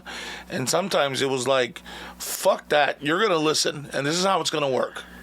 This is what we're doing. Because it was too much after a while. You know what I mean? And they would just argue to argue. It was never anything more than that. So sometimes you had to put your foot down and be that to make them understand or make them listen. But like when my dad, when he found out the first time he had cancer, he had what's that called? Stoma? No, the pain. What's the pain? Is it pancreas? That's above your nuts. What is that shit called? Prostate. Oh, prostate. He had prostate cancer, and they had told him, hey, we want to check some certain stuff because your TSA levels or whatever they are off. So they checked him and they said, okay, well, this is what's going on. This is blah blah blah, and they said, okay, well, you have prostate cancer. And he was like, well, fuck it, I'm going to die. You know what I mean? Like, he didn't want, because what they wanted to do was they go in through the backside and they shoot these little pellets. They look like strawberry seeds into the pancreas, is that what it was? Prostate. And they shoot all of these in there, and they're all... they all have chemical in it, right, to kill the cancer. And they shoot something like 2,500 different little seeds in there because it swells, and that's why you get up and go pee so often, and you get all these different things, right? So when he went, I don't remember where the fuck. I think I was living in Phoenix. I think we were living in Phoenix, and I came. I said, well, when are you going to the doctor? Okay. So I called my boss and said, hey, dude, I need the day off tomorrow. I got to go back to Palm Springs. That's what's going on. Okay. So I drove out and I went with my dad, and my sister went with me, and we went to the doctor with my dad and my mom. And the doctors were telling me, I don't want to do it. I don't want to do it. Okay. So I told the doctor, I said, we'll get back to you by the end of the day, and we'll decide. Let us, give him a day to kind of figure it out. So we sat down and me and him talked, and I said, listen, you got a lot of life left in you. You got, your grandkids. Ben's just starting his family. We need you around. You can beat it. It's just it's gonna be something uncomfortable, but you go, you get it done, you beat it, and we move forward. And we convinced him. It took us about a day and a half to really kind of convince him, and he had to become okay with it. We tell him, look, it's your body. If that's what you want to do, and you really don't feel like you can go through with that procedure to live for us and your grandchildren. We had like total fucking guilt trip, right? But it worked on him, and he went and he had it done, and he beat it. It took him like a year or something like that, and he was cancer free. But it was always those kind of things, like, okay, well, this and that. And then when it came time there towards the end for my dad, my sister was the do not resuscitate signer, you know what I mean? And I was the one for my mom. And which was really hard because she had a different relationship with my dad. Like there were, like you say, era sus ojos. Like she was my dad's eyes. Like she was the apple of his eye or whatever. Like she was the baby for him, right? And I'm not so much that for my mom, but I was there for her different. That like my brother's really her baby, right? And my sister and her. Like they raised each other, so they were more like sisters than they were mother and daughter, because my mom was fucking 13 when she had her, right? So they kind of grew up together, and so I was always able to reason with my mom fairly well, and yeah, okay, well look, this is blah blah blah, and take her step by step, and let her figure it out. But towards the end, she started getting a little snippy with me too, and I was like, that's not gonna work, Mom. I mean, you know that. That's not gonna work with me. We need to be able to have a conversation about it, blah blah blah. And it worked out well that we, and I'm glad that my sister and I were able to support each other, and my brother and sister supported us from afar with it. But it really is. It's hard, like especially like that with Alzheimer's too, dude. Like I said, my mom started becoming a little combative. And not combative to where she was in my sister's face, but just the way she would respond, and she would get angry really quick and mumble shit under her breath. And I was like, well, don't fucking turn your back on her, because Mom stabbed her sister in the fucking shoulder with a fork. Like, I'm not fucking around. Like, that's our mom, and I love her to death too. But don't turn your back on her, like, because if she stabs you, she's not herself. But don't give her that option. You know what I mean? Back to your dad. In regards to getting that treatment and him not wanting to do it, was it because he was afraid of this surgery that would have to be done, or was it a macho thing because it was going into a certain area? I think it was both. I think so. I don't know how much I want to put out there. Okay. So I'm gonna say it like this: I know that my dad had a lot of skeletons in his closet when he passed away. And I think that he was afraid to die. I don't think he had come to terms with it yet. Even when he passed away, I think he was ready as far as he was tired and he couldn't do it anymore. But I don't think that he was mentally at a place where he was okay with what he had done. He hasn't forgiven himself for whatever his past was. That's in my estimation. That's kind of how I felt about it, because when I was talking to him about it, and it was more of a fear of, well, yeah, but you go in and you see a doctor and then they tell you something and then you die from it. Look, I went in and I peed and now they're telling me I got to have this surgery and then I'm going to go to the hospital. I'm going to die. You're not going to die, Dad. And we're going to be there with you the whole time. We'll be there, blah, blah, blah. You're not going to be able to hold the kids for a little while, because you can't, when you have that done, because it's chemo, you can't put a baby on your lap when you have that shit done. So he wouldn't be able to, hold his grandchildren, which was kind of a sticking point for him, which was a little difficult. But, once we talked to him about it, and yes, but if you might not be able to hold them now, but you'll be there for the long haul. And then you can, once you get past this, you can hug him and love him as much as you want. But we need you to get healed first. And I said, Dad, I said, I'm right there with you, because I always said, too, if something's wrong and they got to go through my ass to get to whatever it is, see ya. You know what I mean? Like, that was just kind of our attitude. You know what I mean? And my dad, he was born in 1937. Like, it was that machismo lifestyle. Like, it wasn't because he really felt like that, but I think that was something at that age when he found out that he had it.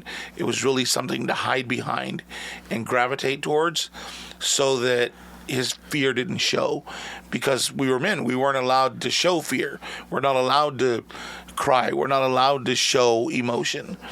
And I think that, that was a big.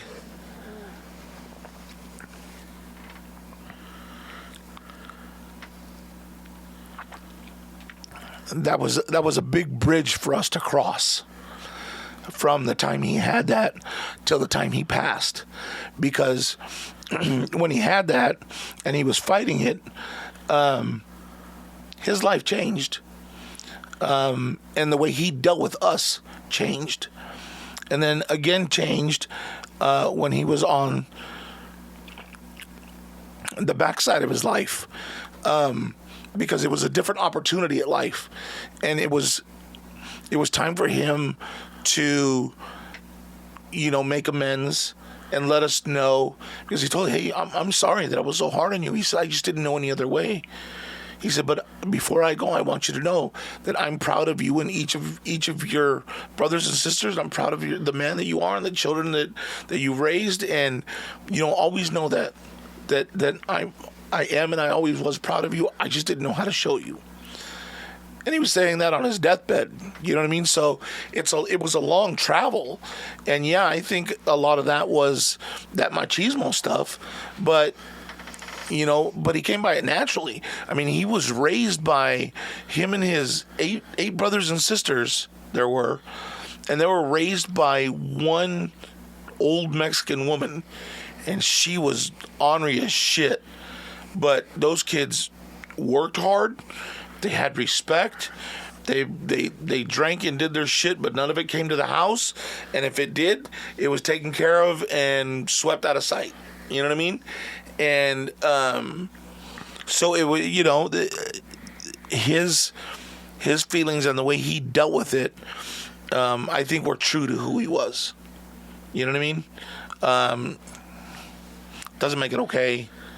But I think it was a real lesson for me, watching him go through that. And yeah, I talk a lot of shit. We talk, toxic masculinity and all that. But you know what? I think the world needs men like us, like that have that kind of fervor for life and the way they deal with shit and how they see things, because it's really a simplistic mindset. You know what I mean? And it's based in morality, and it's based in certain things that the world has gone so far away from, and that's why they look at us as toxic, when to us, life is very simplistic. Does that make sense? It does, but on the flip side, would you not have preferred your dad to be more loving, or at least show it? Because what you're saying is, we should have more men like that. But yet, when you were growing up, you were like, why did he have to apologize to you? Because of the way he was. You're absolutely right. And don't get me wrong. There's room for men like my father to be somewhere in the middle. Because, yeah, I'm toxic, but you can't say that I don't speak to you guys differently than not. I know that I treat you guys sometimes the same way, or respond the way the dad in me responds, right? Yeah. But you can't say that I don't take the time to try to understand the situation and address it with you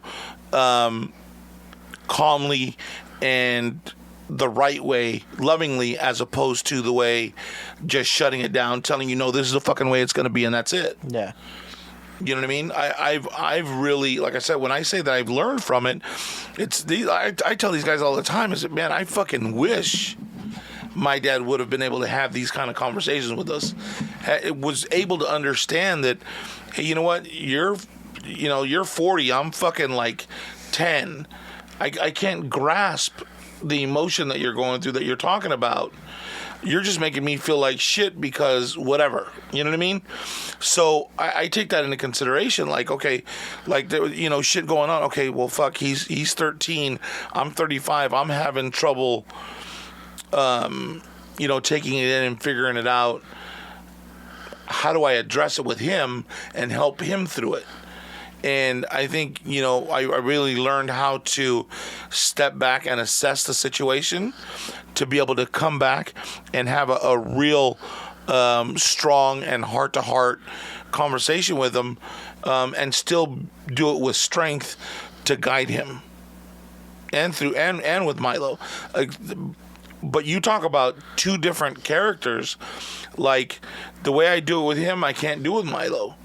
You know what I mean? Like, it's a totally different juggling act. But back to what you originally said, that it almost seems like you're saying the way your dad was, it's an old school way, and that's probably a better way. That's the way I'm taking it. No, then let me clarify. I don't mean that that's a better way. What I mean is that some of that ideology, there's nothing wrong with it. Like, Well, no, the ideology, there's nothing wrong with it, but to still do it in a loving manner. Right, because needed. Right, because what happened was you had all these men that were raised by farmers that they went and they worked all fucking day, and they came home and they drank, they ate, they went to bed, and back at it again in the fucking morning, right? And again, they barely had enough money to put food on the table and have a roof over your head. And that's what they strove for, right? So they didn't learn from their fathers how to communicate. Right. So they didn't know how to do that. Just like my dad didn't have a father to teach him how to communicate, right? But he had a mother that pushed him. You need to work. You need to bring home your money so that you have food and a roof over your head, and then whatever, right? So that's what happened. But again, he didn't know how to communicate. He didn't know how to, hey man, what's going on? What's wrong? Hey, what can I help you with? What do you need? You want to help me? Go fucking stand over there. You know what I mean? Like, that was the fodder that he had. Like, that's how he communicated with us. Like, that was his, and I don't do that with him. You know what I mean? I feel like I try not to. I feel like I feel like I mean, I'm not patting myself on the back. I'm not perfect in any way whatsoever. However, I feel like I'm more or less in that middle range of where I feel like you're toxic enough, but you can communicate enough to put yourself where you need to be and still teach them things. Yeah, you know what I mean? Yeah. But at the same time, you have to be both for both of us. Right. Because like you said, it doesn't work that way with the other one. It's just different. Yeah. It's crazy. Yeah, none of us are perfect. I mean, none of us are perfect fathers. I mean, I've done my share of wrong. Right. But as long as you can't dig your heels in and well, I'm right because I'm your father. No, that doesn't work. That's not true. A parent like that though. Yeah. And sometimes it takes seeing a parent like that to know that you can't be that way. You know what I mean? So, did you get all your Christmas shopping done now? So what's today? The 20th. The 20th. So you have about 5 days left. 4 days, really? Yeah, everything's pretty much done, I believe. Yeah. Yeah. What about you? I know you got a late start. Did you get I just bought one before we started recording on Amazon. Did you? Yeah. Okay. All right. I think I've got all mine. I had planned on having yours here today, but it didn't come. It'll be here tomorrow, so I'll get with you. Do you want to wait and open it, or do you want me to show you what it is? Dude, it is the fucking... I'm just going to tell you right now, it's probably the most perfect gift ever. I don't know what it is, so... No, I'll wait. You'll wait? Yes, okay. Thank you. All right, so we're going to record it on the phone when we do it, and we'll put it up on our Instagram. Why not wait until the show? Until we record next? Well, because then it won't be Christmas anymore. Yeah, I'm just for saying, the content. You're putting that standard kind of high. So, Dude, you're going to pee your pants when you see it.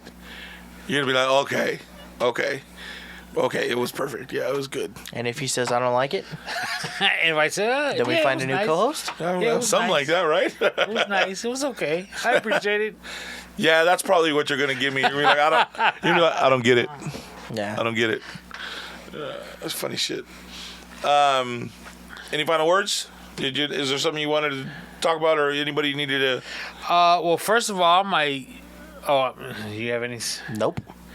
Just want to say congratulations to my son.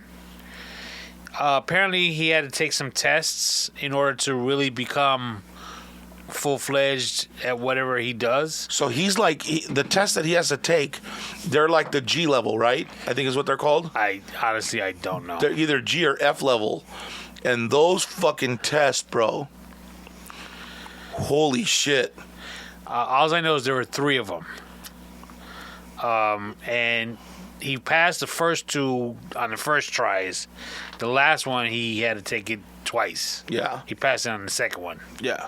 Those are some pretty extensive tests. But to be able to pass the 3, that's fucking... His That's pretty big. The other new employees, that crop that came in, Yeah. they haven't passed it yet. He's the only one. Really? Yeah. Smart boy, dude. Yeah. So congratulations to him. Yeah. He's able to work the phones now. Really? Yeah. Congratulations, dude. And he comes tomorrow, so can't wait to see him. But birthdays. Nephew's dad, Fred. Yeah, Fred. His birthday's Wednesday. So happy birthday, Fred. They call him Durst. Fred Durst. You know who Fred Durst is, right? Mm-hmm. You know who Fred Durst is? Yeah. It's from a band. Everybody talks shit about it nowadays. They used to love him, but now they fucking talk shit about him, right? I don't know. Okay. Limp Bizkit. Limp Bizkit, there you go. Fred Durst. Robert's daughter, second daughter, Renee. Her birthday's Saturday. So happy birthday, Renee. Happy birthday, Renee. And I got somebody turning the big 5 on Thursday. Woo! My dog Peanut. Oh, wow. Happy birthday, Peanut. She's turning 5 for Thursday. Well, technically 35. That's true. Yeah. That's why my wife calls her an old lady now. Wow, she survived surgery. She's survived you. Like, A bathroom flood. yeah. She's been through it all now. I believe that's it. Yes, I believe that is all. Merry Christmas, gentlemen. All right, cool. Well, hey, everybody, have a very great, wonderful, and Merry Christmas with you and yours. We appreciate you guys listening and taking the time to spend with us all the time that you do. And we will see you again. Wow, it'll be the new year, right? We're not going to record next week? Oh, no, because that'll be like the 27th. Yep. Nope, one more time before the end of the year. I We'll see won't you. be here the 27th. Oh, you're going to be with your mom, huh? Mm-hmm. That'll be interesting. Nice. Tell everybody how excited you are. No, don't. You better not. All right, everybody. Thank you very much. We love you guys. Merry Christmas and enjoy.